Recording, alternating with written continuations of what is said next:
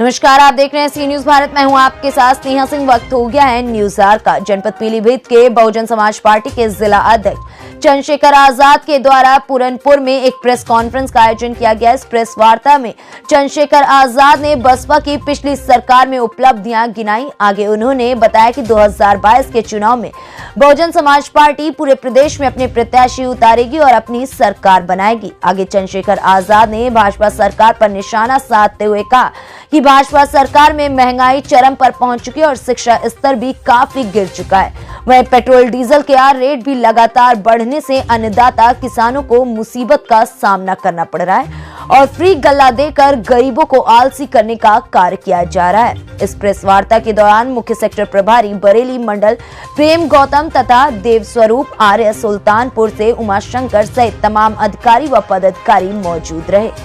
इस समय हम मौजूद हैं बसपा के जिलाध्यक्ष चंद्रशेखर जी के साथ में। आइए हम इनसे यहाँ पर जानते हैं कि किस तरह से बसपा क्या करने जा रही है, जो कि आगामी चुनाव 2022 के इसके बारे में हम जानते हैं कि इनका आखिर क्या मुद्दा है, किस तरह से यहाँ पर बसपा सरकार कौन कौन से प्रत्याशी उतारेगी और अब तक क्या क्या पिछली सरकार में हुआ है और आम जनता किस तरह से क्या परेशान है या परेशान न होने के बाद भी उसे यहाँ पर क्या क्या काम मिला या कहाँ तक वो बेरोजगारी पर पहुंची है। तो आइए हम यहाँ पर जानते हैं चंद्रशेखर जी से, वो बताएंगे कि कहाँ पर क्या हुआ है।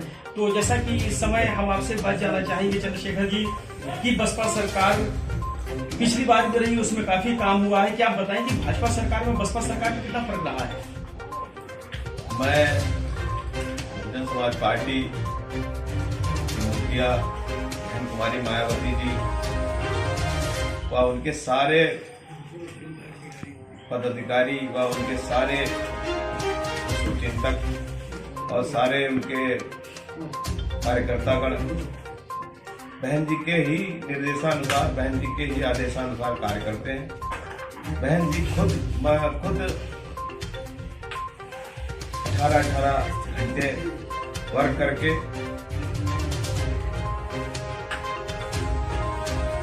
बहुजन समाज पार्टी के मिशन को यहाँ तक पहुँचाने का काम किया और सारे हमारे पद बहन जी का हम लोगों के बीच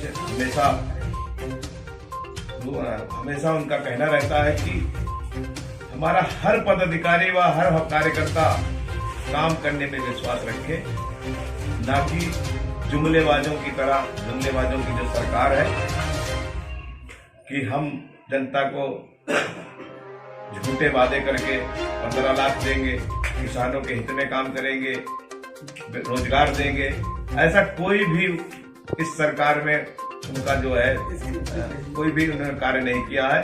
सिर्फ उन्होंने धार्मिक व्यवस्थाओं से जोड़ के हम लोगों का यानी कि हम लोगों का शोषण ही किया।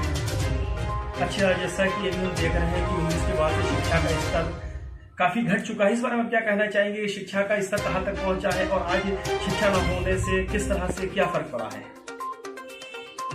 जब से सरकार बनी तब से हमें लग रहा है कि इस सरकार के जो भी हमारे मेन मुखिया हैं वो शिक्षा का स्तर बढ़ाने उन्होंने शिक्षा का स्तर बढ़ाने का प्रयास ही नहीं किया, क्योंकि अभी तक सरकार केंद्र में उनकी 10 साल कम से कम दोबारा सरकार बन गई। यूपी में तो सरकार पूरी हो गई है, अब हम सरकार बनाने जा रहे हैं। यूपी में 5 साल में उन्होंने कितने बेरोजगारों को रोजगार दिया ये यहाँ की जनता ही बताएगी। कितने किसानों के हित में काम किया ये यहाँ की जनता किसानों के हित में कहाँ काम किया। और हमारी जब सरकार बनी तो हमने रोजगार देने का भी काम किया। हमने जो है 88,000 शिक्षकों की भर्ती करी, बैकलॉग जैसे खोला और बैकलॉग में 1,08,000 हमने जो है अपने सफाई कर्मचारी की सर्व समाज के लोगों को रोजगार देने का काम किया। और इनका क्या है, इनका तो सिर्फ जुमलेबाजी करके ही लोगों के मन पे इतना ज्यादा विश्वास दिला देते हैं कि उन्हें ठगने का प्रयास करते हैं। और यहाँ की जनता खुद जान चुकी है कि इनका अब क्या आलम होने वाला है। और ये सब जो बराबर कह रहे हैं कि भाई हम ये अब तुरंत की बात है। अभी इन लोगों ने तुरंत चुनाव शुरू होने से पहले खातों में 2-2 हजार रुपए भेजना चालू कर दिए, फिर ही राशन बांटना शुरू कर दिया। क्या हमारी जनता से पूछा जाए उसके मूल उद्देश्य क्या है? अगर शिक्षा का देखा जाए तो कोरोना जैसी महामारी जब से इनकी सरकार बनी तब से महामारी ही चालू बराबर। अब चुनाव भी आ गया तब भी महामारी करेंगे जो पिछली सरकारों ने किया। अच्छा दादा, इस बार के चुनाव 2022 के क्या गठबंधन बसपा करेगी या अपने खुद अकेले दम पे चुनाव लड़ना चाहेंगे? नहीं, ये सवाल हमारे मेन मुखिया जी, हमारे बहन कुमारी मायावती जी, उनके आदेशों से हमारा सारा कार्य होता है। मगर हमने ना तो किसी से गठबंधन किया है और ना तो किसी गठबंधन करने में आप विश्वास रखते हैं। माननीय बहन जी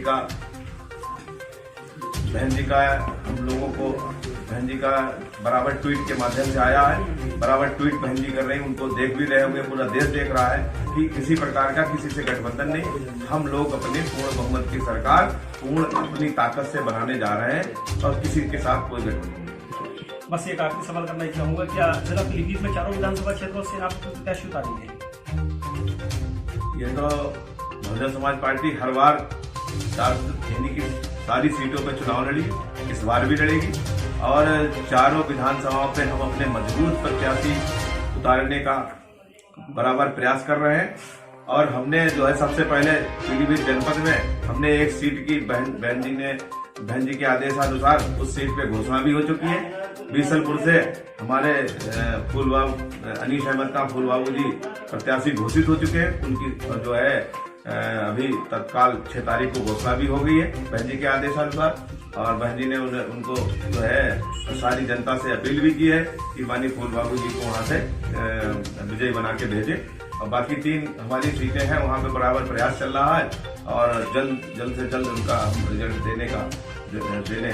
दे देंगे, आपके सामने आ जाएगा। और मैं पूरनपुर, बीसलपुर और पीलीभीत और बरखेड़ा की जनता से अपील करता हूं कि बहुजन समाज पार्टी के पक्ष में आप अपना मत करें, और क्योंकि बहुजन समाज पार्टी पूर्ण बहुमत से सरकार बनाने जा रही है। चर्चा का स्तर कहाँ जाएगा? अच्छा, मैं आपसे एक सवाल और करना चाहूंगा, जैसा कि अभी हम देख रहे हैं कि गल्ला फ्री काफी समय से मिलता चला है, तो गल्ला फ्री मिलने के बाद इससे जनता आलसी बनेगी या जनता का कुछ भला हो रहा है? हाँ, तो मैं भी आपको बताने जा रहा था कि आप स्टेफन का सिद्धांत है, स्टेफन एक वैज्ञानिक था, उसका सिद्धांत था कि कैसे हम गुलाम बनाए। स्टेफन का सिद्धांत था, उसने मुर्गे के जो है बाल सब हटा दिए और मुर्गे के बाल हटा के बीच में बैठ गए।